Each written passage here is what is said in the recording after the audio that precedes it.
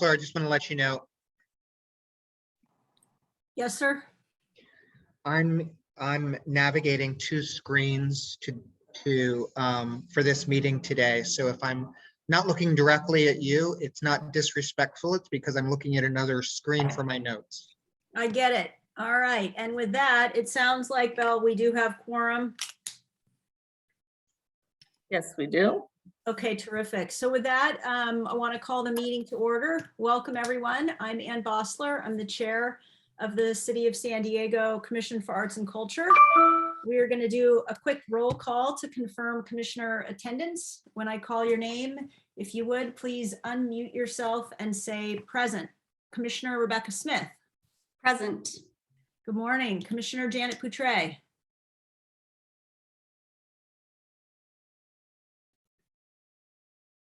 You're on mute. Oh, sorry. I thought I had touched it. I'm on my phone today. I'm here. Okay, I'll take that as a present. Good morning. Commissioner Tyler Hughes. Good morning, Chair. Sorry, I'm telling the cat to stop doing that in the background. Okay, good morning. And Commissioner Vernon Frank, is he with us this morning? No, he is not. Okay, He's let us know that he was not able to attend. okay. Thank you so much, everyone, for your attendance. It has been noted. Also joining us today, our city staff, including our executive director, Jonathan Gluss, our chief of civic art strategies, Christine Jones, and our project manager, Belle Reza. Before we get into today's agenda, I am going to call on Belle, please, to run down some of the guidelines for today's meeting. Good morning, commissioners. As you've all noticed by now, we are running this meeting as a webinar. That means that members of the public can now join the meeting as webinar attendees to provide comment in real time. Just a quick refresher, please remember to keep your video on at all times, keep yourself muted when you're not speaking, and unmute yourself when you would like to speak. Just a reminder to please use your chat window to signal when you'd like to speak and refrain from using it for any other than signaling that you'd like to speak. Chair Bossler will call on you in the order entered. Thank you.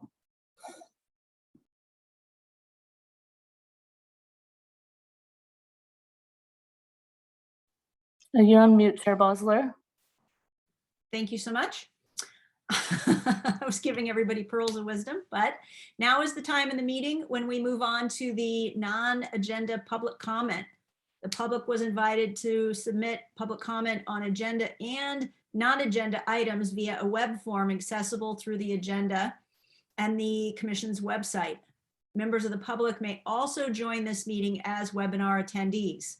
If members of the public have submitted comments in writing via this web form, staff will now read aloud their comment submitted per city public comment protocol. I will call on Belle to please read aloud any non-agenda public comment or to call on any attendees who would like to provide public comment. Thank you, Chair Bossler. There are no members of the public in attendance this morning, but I do have one submitted web form comment, and I'll go ahead and read that. This comment is from Charlene. The San Diego Water for People has produced a local jazz event, Jazz on Tap, in downtown San Diego since 2016, which has fulfilled all 5 TOT funding goals. We have taken special care to outreach to the local San Diego music community through co-partnering with local radio station KSDS and through featuring local San Diego musicians, and have demonstrated our ability to meet and produce a successful event that meets the city's requirements, enhances arts and culture, and provides an economic stimulus. We were notified that it was disqualified for grant funds in FY20 due to not submitting evidence of principal offices within the County of San Diego. Documentation we submitted that demonstrates our presence in San Diego includes 1, list of key officers and sponsors with City of San Diego address. 2, monthly meetings have been held at locations in City of San Diego. 3, our parent organization has 2 employees that reside in San Diego. 4, we maintain 2 student chapters located in San Diego, SDSU, and Cuyamaca College. We have very much appreciate appreciated receiving CCSD grant funds in 2019 and 2021 and respectfully request consideration of our documentation and event. And that's it. Okay, Belle, thank you so much for that. Jonathan, as a point of order, we don't want to respond to this because we can't, but can we be assured that staff is looking into this and we'll have the appropriate discussions as needed? Yes, we've had multiple conversations with the organization, and these same comments will be presented to the Policy and Funding Committee in a few hours, where we can dig into it there. Okay, wonderful. Thank you so much. Now we're going to move on to our first action item.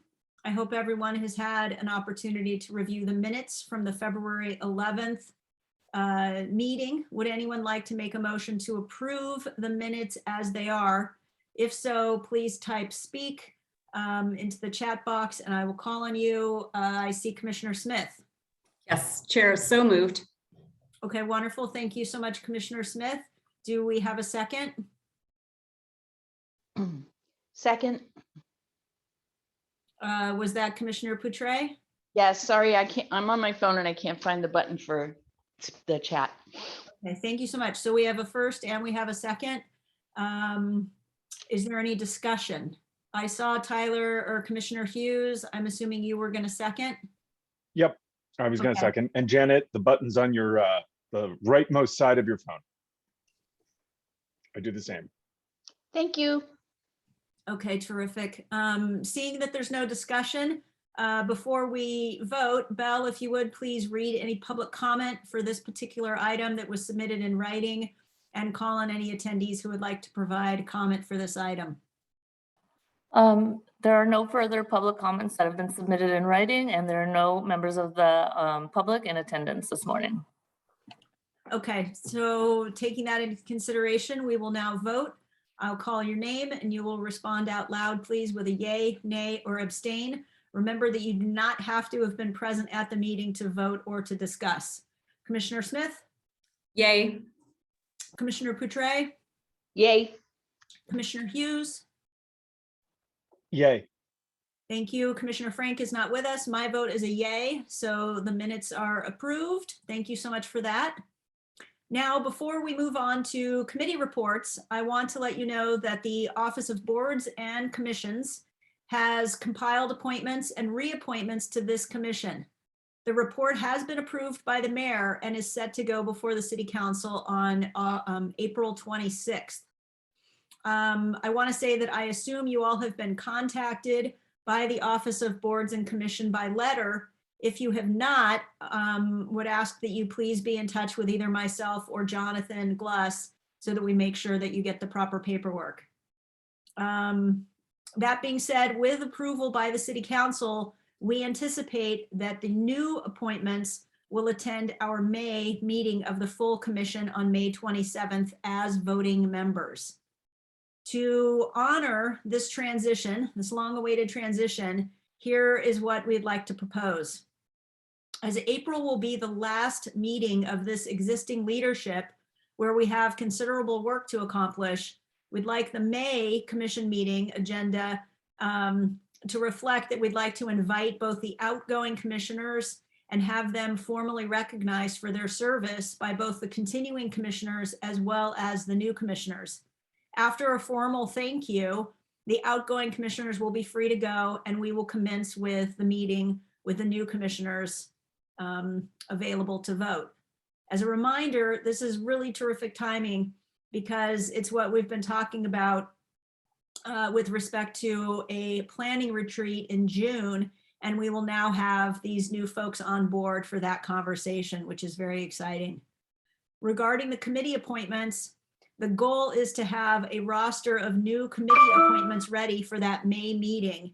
And if that is not possible, then we'll bring the roster to the June meeting and after that meeting with all the new commissioners. So for those of you continuing, thank you so much for continuing to work through this transition for the next few months. For all of those who are leaving the commission, a profound thank you for you and for your service all of this time. And if anybody has any questions, please feel free to reach out to me directly. Now, if we could, let's go ahead and move on to our committee reports. Let's start, if we could, with Commissioner Smith as the head of Policy and Funding Committee. Just wanted to remind everyone, thank you, Chair Bosler, that we did not meet last month, pandemic time, and we will be meeting at noon today. Really looking forward to seeing everyone there. Thank you. Okay, terrific. Next would be Public Art Committee. Vernon is not with us. Christine, are you able, or is somebody able to give a brief update on Public Art Committee? Yes, Commissioner Bosler. So as far as the Public Art Committee goes, they did not have a meeting in April. However, they are planning to have a meeting in May, and similar to the full commission, to have kind of a ceremonial exchange with some of the new Public Art Committee members and some cycling off. So that's anticipated for May. Okay, thank you so much, Christine. We appreciate that. Let's see, Commissioner Hughes, anything you would like to report and bring us current with respect to advocacy and outreach? Good morning, Chair. Just that we did not have a meeting this month, but we do have ongoing one-on-ones with our city council members. And I would like to thank every member of the commission who has been able to join us for that. And a special thanks to you, Chair. I know it's been really great to have you in those meetings. And I know it's been tough, difficult on your end to coordinate. So I really appreciate you taking the time. And thank you to Jonathan, Bell, and the whole team for all of the information that you've been able to provide us, for coordinating those, and for all the backup. I think we've had some really effective discussions. Wonderful. Thank you so much, Commissioner Hughes. And I just want to say what a treat it's been to be able to join those conversations and to be able to interface with the council members and watch and observe you all. It's a tremendous opportunity, and lots of information is exchanged. And as we can all be of service to one another, it really creates some win-win opportunities. So thank you so much for everything that you've been doing, Commissioner Hughes and Belle and Jonathan. It's been a treat. I've learned a lot, so thank you. Let's see. Next, Commissioner Poutre, anything you'd like to share with respect to the Commissioner Engagement Ad Hoc Committee? Thank you, Commissioner Bosler, Chair Bosler, I'm sorry. I do not have a report for you at this time. Thank you. I also want to let you know that I'll be reaching out, because just as you were explaining everything that's going to be happening, my phone froze. So I'll have to call you back to get that info. Okay, wonderful. That sounds good. Let's see here. Belle, any public comment related to those items? No, there is not. Okay, thank you. So next up, we are going to move into the action items and approve the April 22nd, 2022 Commission agenda. You can see it there on the screen now. The agendas were sent to you as part of the meeting packet. I hope that everybody has had an opportunity to review. If anybody would like to make a motion to approve the commission agenda as it is for the April 22nd meeting. If you would please type into the chat box. Commissioner Smith? So moved. Okay, thank you for that. Do we have a second? Commissioner Hughes? I so moved. Okay, terrific. Do we have any discussion?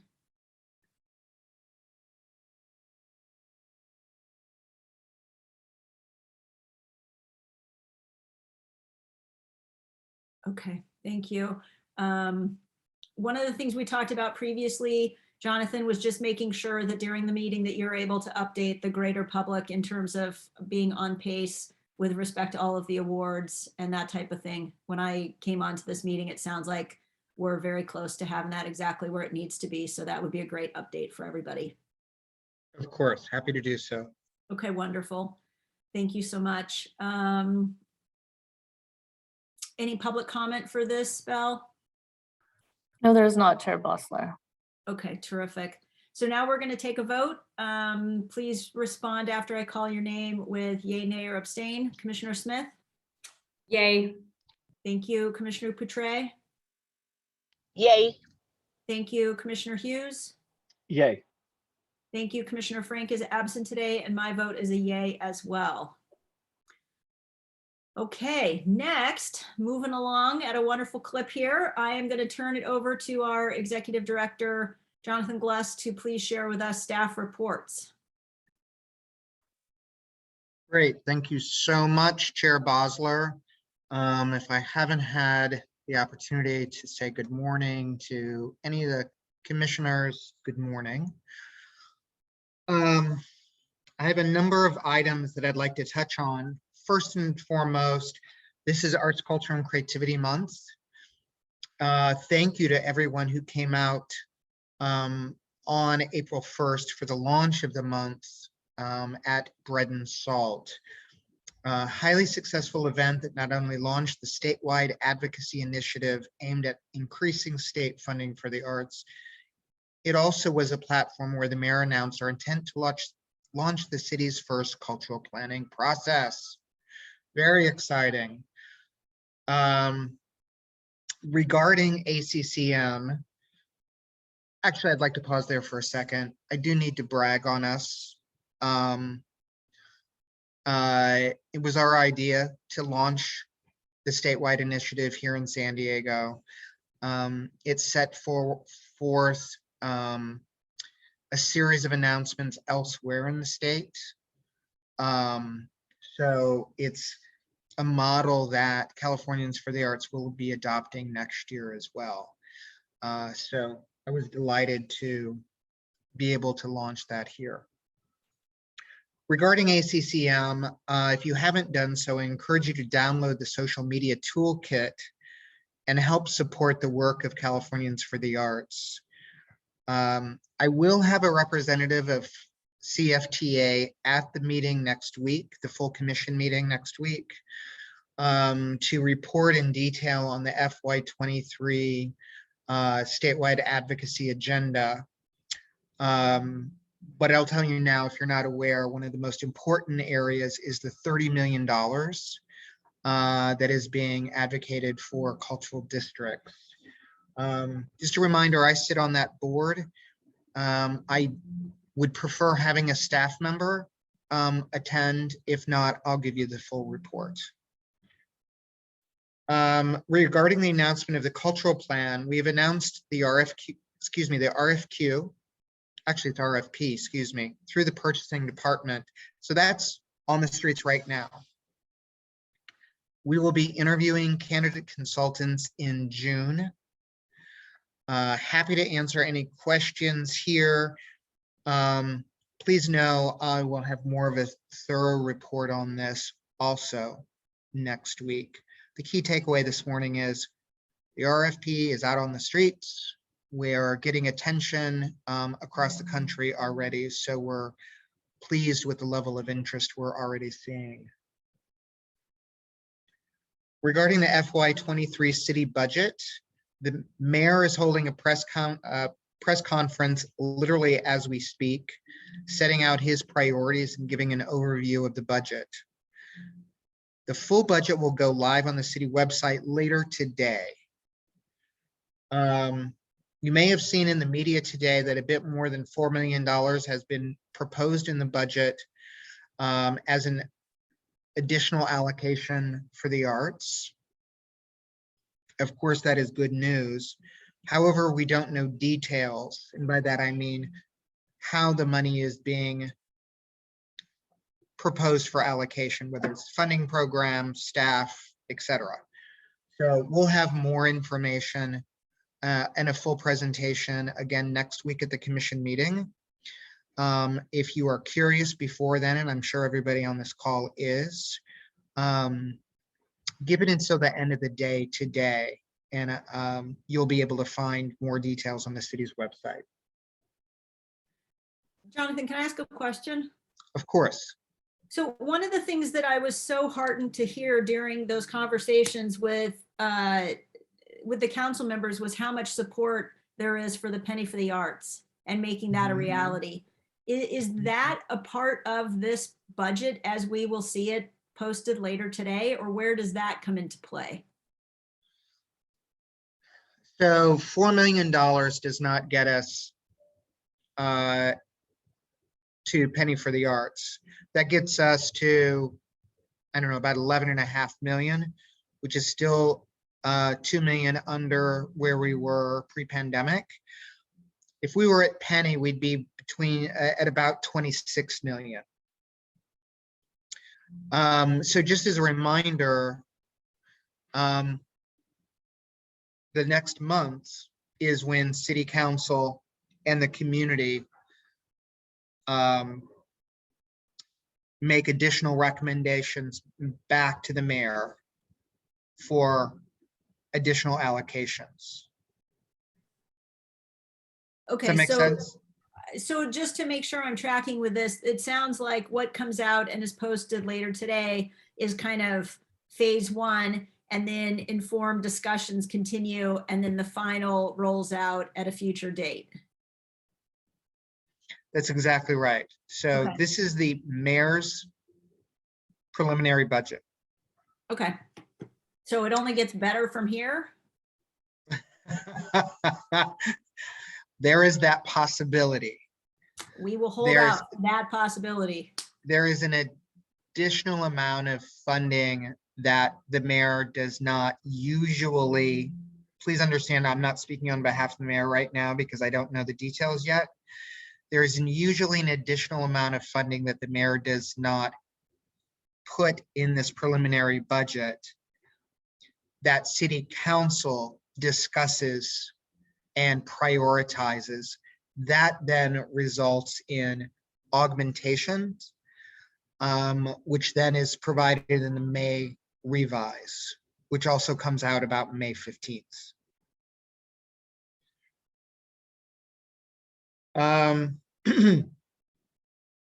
So I want to talk a little bit about the city's strategic framework.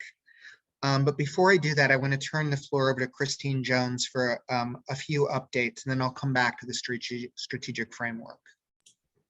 Thank you, Jonathan, and good morning, commissioners. I just have two brief updates for you. So as you're very familiar at this point, the city launched two initiatives, SD Practice and Park Social, as a means of investing in San Diego's artists during the onslaught of the pandemic. So I just want to give you a brief update on where we are with both of those initiatives. So if you've been to City Hall recently, you may have seen that our team recently installed a number or several artworks from the acquisition of 100 artworks through SD Practice. So those artworks have been installed, for example, in the City Hall lobby, as well as many of the floors. And this is just kind of a first step. We anticipate being able to install other works in the city administration in the future, as well as other public places such as libraries in the coming months. So stay tuned on seeing some of these artworks starting to come out into public places. And then in addition, as far as Park Social goes, I'm really pleased to update you that we will be launching the Public Art Initiative Park Social this spring. So that means that we're going to have a citywide initiative with social specific public art projects throughout San Diego parks. So we'll have 18 projects. A number of iterations will be happening in parks all over the city in all 9 council districts. So we'll be announcing the full program through some press announcements in late April, and then we'll be having some events starting in May. So we'll be rolling out more details, inviting you and making sure that you're informed about all those fun activities that will be happening in May later this April. So lots of fun stuff happening and lots of great stuff to really highlight San Diego artists. So I hope you'll be able to come and celebrate with us in May. And that Thank you, concludes- Christine. Yeah. I just want to make a few additional comments around Park Social and SD Practice. This is the first time that, in recent history anyway, that we've installed a sizable number of artworks that are recently acquired in City Hall.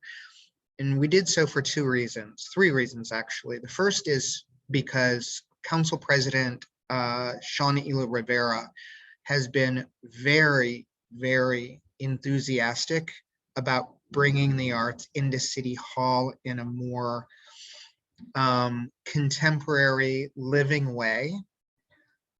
So he has really advocated for greater presence of our work throughout City Hall. So we're very appreciative of his encouragement. Secondly, we do have a lot of artworks that we acquired.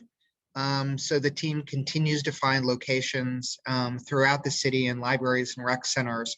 But we really wanted to make sure that there was a presence at our main facility, City Hall. And the response has been overwhelmingly positive. Staff and electeds both have been so encouraged and engaged. We walk through the building and they're going to TikTok and Instagram and talking about the pieces. And oh, that reminded me of an artist that I saw in London, and very interesting. They're really hungry for us to have more of a presence in and around City Hall. Yes, Tyler. With that kind of success and with all of these fantastic offerings, has there been any more discussion from the city communications team about the Commission for Arts and Culture having its own Instagram and or TikTok and or WeFace page and things of that nature? Whatever the young people use. I'll leave that to Christine Jones to answer. With regards to Instagram, yes, we have received authorization to start an Instagram for the Commission for Arts and Culture. So we are just in the process of working with communications on detailing that out, what that might look like. So I guess stay tuned because that will roll out and we hope you all will follow soon. So we'll provide more details. Awesome, that's so cool. Congratulations. And what about a Twitter account? We do have a Twitter account already. So if you're not following that, then we can share that information with you, but we do have a Twitter account right now. I hear only Tesla owners can have Twitter accounts. Just kidding. Thank you, Tyler, for that comment. Regarding Park Social, again, a very exciting initiative. I know we've been talking about it for quite a while, but it's actually coming to reality right now. So I hope you're saving the opening day's date on your calendars. Christine, can you remind everyone of that date? Yeah, we actually haven't announced that date yet, but it will be May 21st. So you can go ahead and pencil in your calendar and we'll send more information about the time a little bit later this month. Oops. Thank you, everybody, for holding that. So now I'd like to move to just a quick overview of the city's strategic plan. The reason why I want to spend a few minutes with you today is because this is also the day that the budget is announced. And to go back to a staff report that I made in December or January, this citywide strategic plan was created at the request of Mayor Gloria for two reasons. One is for the community to understand. So this is an external facing tool for the community to understand how we organize our work as an entity. And then number two, for the mayor to be able to identify a tool to prioritize the way the budget is developed. Now, the truth is, as this strategic plan evolves, It's more than that. Staff reviews will be based on how we are responding to the strategic plan. The communications department will use this as the guiding tool for the way that we communicate all of our activities at City Hall, but also outside of City Hall. And then, of course, the way that the budget is built. So I cannot underestimate the way that this strategic plan has been developed and how staff has been encouraged to use this in all assets and areas of our work. And I'll say candidly, this is not the City Hall of the past. These are very clear priorities. So when you hear staff using language that perhaps we would not have used a few years ago, it's because we are shifting the way that we talk about our work so that we are in alignment with the city's strategic plan. So with that said, I want to take just a minute to show you the dashboard. I'm not going to go through each one of the priority areas. I want to touch quickly on 3. So going to creating homes for all of us. Just as an example, Bill, could you go to, yeah, our focus, that's perfect, thank you. If you could scroll down. So this is how the city envisions access to affordable housing. This is also where climate issues come into place, zoning policies, but also very importantly, all of our strategies to shelter, permanently shelter unsheltered residents. So this is a large catch-all, but a key priority of this administration. You'll notice that we do not overtly show up in this space at all. If you could go to protect and enrich every neighborhood. And I want to say, while Belle is pulling that up, these are the 5 areas that come up in every conversation. So again, not to, well, I will continue to overemphasize it. We start our conversations with, of the 5 priorities, I'm talking about priority 5 right now. Protect and enrich every neighborhood. Now, the way that the strategic plan was developed was a team in the mayor's office looked at all of the policy documents that have been created that are active in City Hall.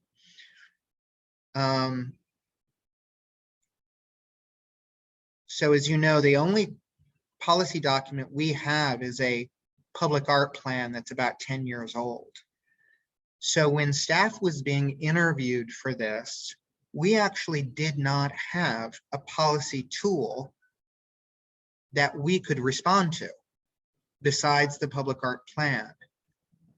So any place that you see reference to arts and culture, that was through staff interviews where we were advocating for arts and culture to be included. The leadership was very willing to include this, understanding there was no supporting policy document. That is truly one of the reasons why the mayor was so enthusiastic about supporting a cultural plan, because we do not show up here, with the exception of this area, protecting and enriching every neighborhood. This is basically about libraries, public space, and a little bit about arts and culture. Can you go down a little bit here? If you could, okay. So these are the key areas: placemaking, cultural tourism, arts and culture, public safety. I want to take just a minute and look at placemaking, cultural tourism. So the language on this is our civic art collections map. You can go down a little bit, please.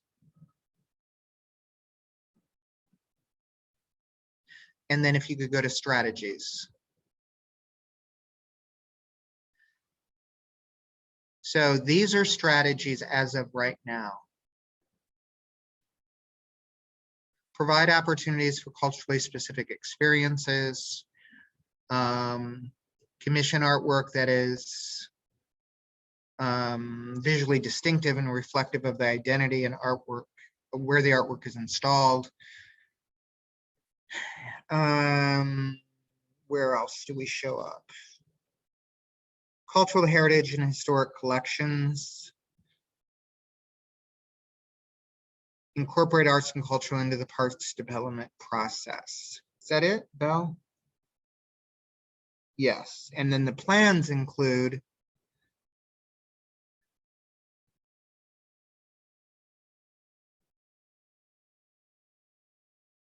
oh, no, that's going too far, sorry. Here we go. Parks Master Plan, Library Master Plan, and then the Public Art Master Plan. Reminding everyone the Library Master Plan is currently being updated, and the Parks Master Plan was just approved. Arts and culture, parks and recreation. Yes, Anne. So I'm curious, where does I would think that the cultural plan would be under plans. So this only reflects approved documents. Oh, okay. So we it won't will- show so up it for will about be at the point that that's officially underway, right? So I would say in 2 years after that plan is adopted, so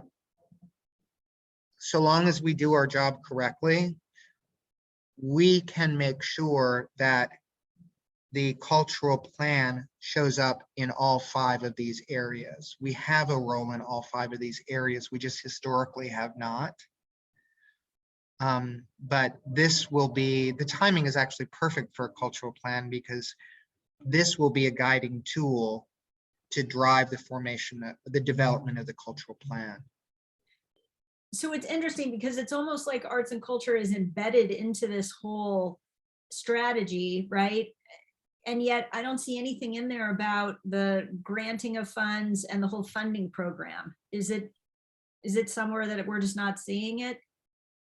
Belle, could you go to Arts, Culture, Parks and Rec?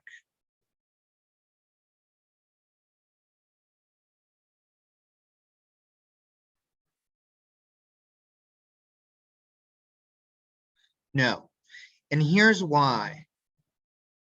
Funding for funding's sake is not a priority.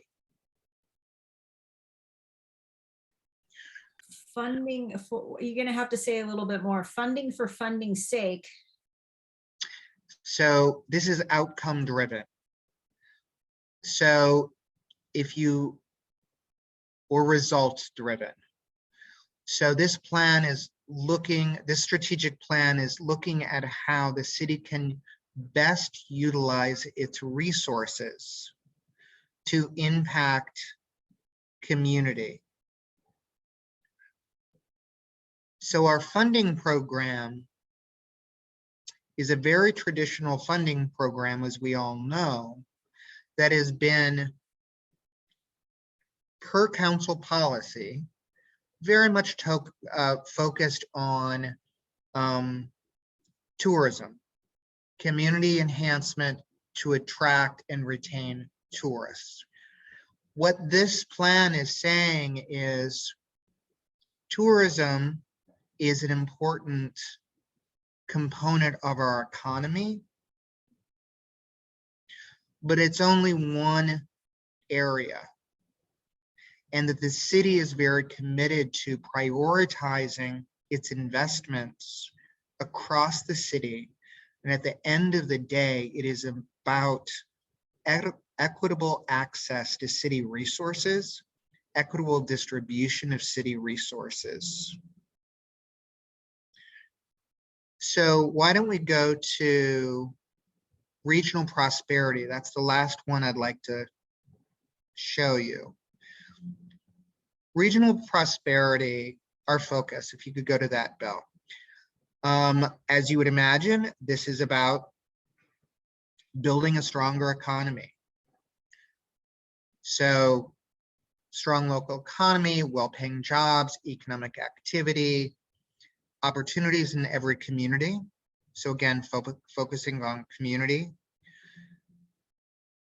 San Diego businesses benefit from programs that are accessible and equitably distributed.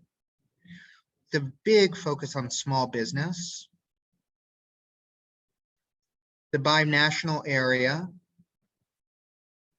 Thriving, skilled, educated workforce.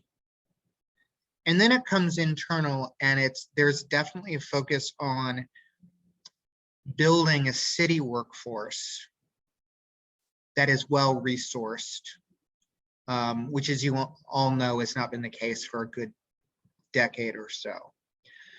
So in this area, this doesn't call out any particular sector, doesn't call out the innovation sector or the tourism sector. What it is really focusing on is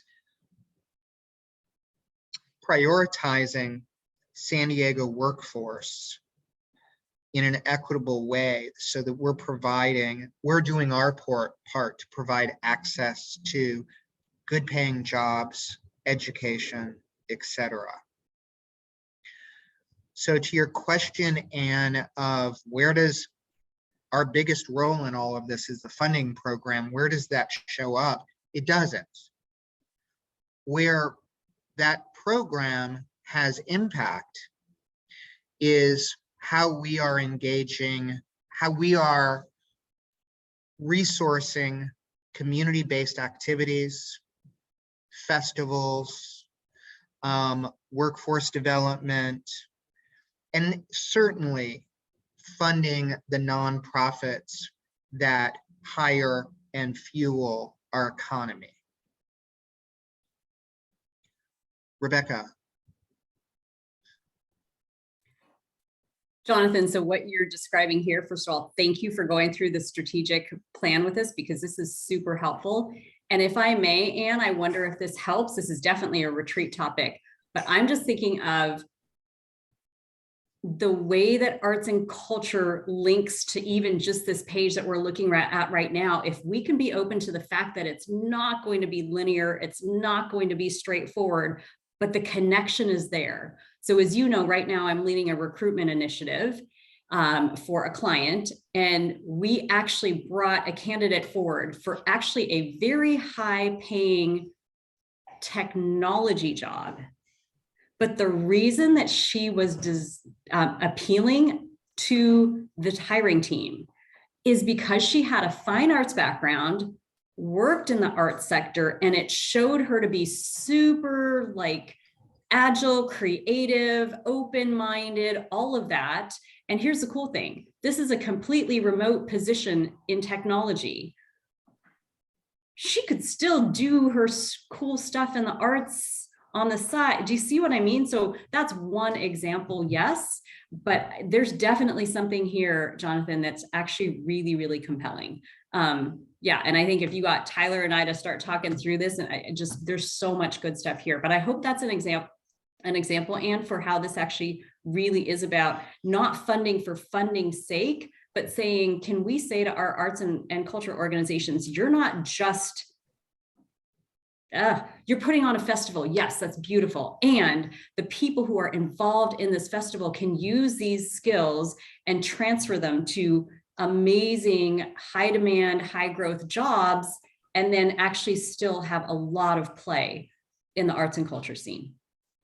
As volunteers, as board members, as part-time consultants, whatever. But this is the vibrancy of the workforce of not just the future, the workforce of today.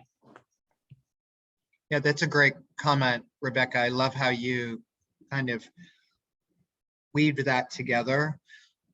Just to remind everyone, our creative economy study, which was done, believe it or not, almost 3 years ago now. More than 100,000 employees in creative industries and $11 billion of economic activity. Connecting that kind of thing, examples like what you just said, Rebecca, to this, there is a big focus on small business. Well, we know most creative industries are small business, and every one of the nonprofits we fund are categorized as small business by the feds. So making that connection as well will be really helpful. Tyler, I believe you had a question, Tyler? Well, I was just going to comment that I think that to dovetail with Rebecca's comment, I think that, and it was either the mayor or it was Councilmember Campillo who noted that the arts and culture sector are second responders. And they noted that at the Arts, Culture, and Creativity Month kickoff event. And I thought that was so interesting because it reframed this whole sector. And that is a way we can align with each one of these priorities so well that we've got first response and then here's second. And second is across the board. And that's where the cultural planning process is going to seed so well with each of these priorities. And I'm excited about the idea of moving away for funding's sake, because funding for funding's sake is an older model. It does not create the kind of outcomes we want to see, and the measurable outcomes that we can then turn around and point to at the state and federal level and say, hey, these are things you should be funding in San Diego as well. So I am really digging that this gives us a framework off of which to build for the cultural plan and just for the sector in general. So this is really exciting. Thank you. I can say as staff, I'm frankly relieved to have this to respond to, because continuing to craft the same argument, as you all know, has not been resonating. And so now we have a framework to work with. I oftentimes will reference the city of the city of Seattle that has had a tool like this for many, many, many decades. There's 5 pillars. Arts and culture is one of those 5 pillars. So our colleagues in cultural affairs in Seattle have always been able to respond to the city's policy framework as a sustaining, excuse me, vertical. I'm not sure if we will get to that point or if we need to have that, but certainly this is something that we can play in. So I'm relieved and excited to have this tool.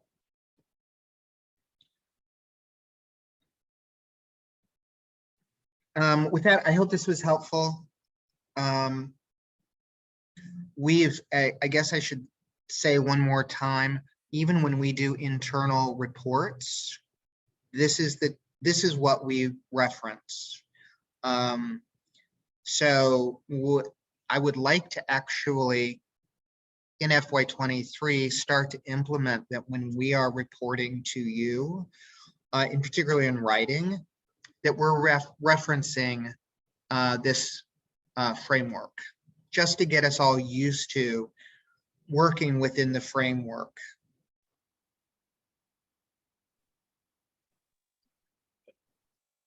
Thank you, Belle, for that. 2 more quick things. Just want to let you know, if you're not aware of this. I'm sorry, Tyler. Oh, go ahead. Sorry, I was just going to ask if in writing, because I think that's great, having the structure which to build. If you could just include in those written reports just a link, just as a standard, the link to this website. That way, if you want to reference like priority number 2, priority number 3, we have something we can just jump back to constantly. Perfect. Happy to do so.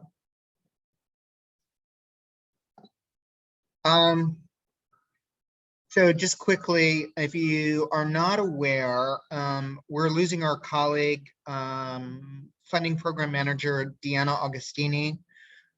She's taking a position in education. So her last day is next Wednesday, so she won't be at the full commission meeting.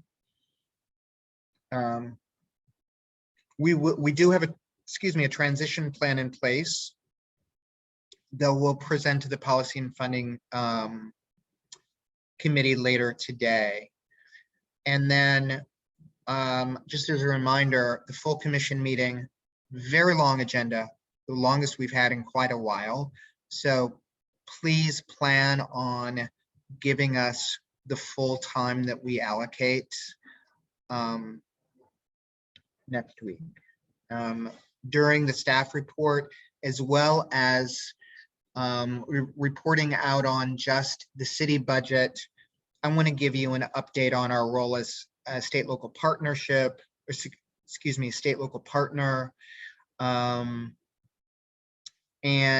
our work inside the organization alongside various departments that we don't formally report to you because it's not in the official space of the commission, but it's certainly important work to what you all are doing and what we're doing together.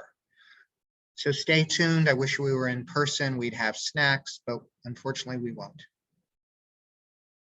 That's my report, Chair Bosler. Okay, thank you very much. I think this is all very exciting, and I think that the way that this is able to be communicated to the commissioners coming on is going to be key. And I know that typically there's kind of a notebook, and it sounds like that might be an electronic, and maybe within that electronic information, if not that plan, maybe links to the documents for easy access, and kind of creating a framework if this is how it is, and the way that they can be incorporated into that conversation, I think is pretty essential. So thank you so much for giving us you've been giving us previews, but this is kind of really putting the meat on the bones, and it's super helpful. So thank you for that.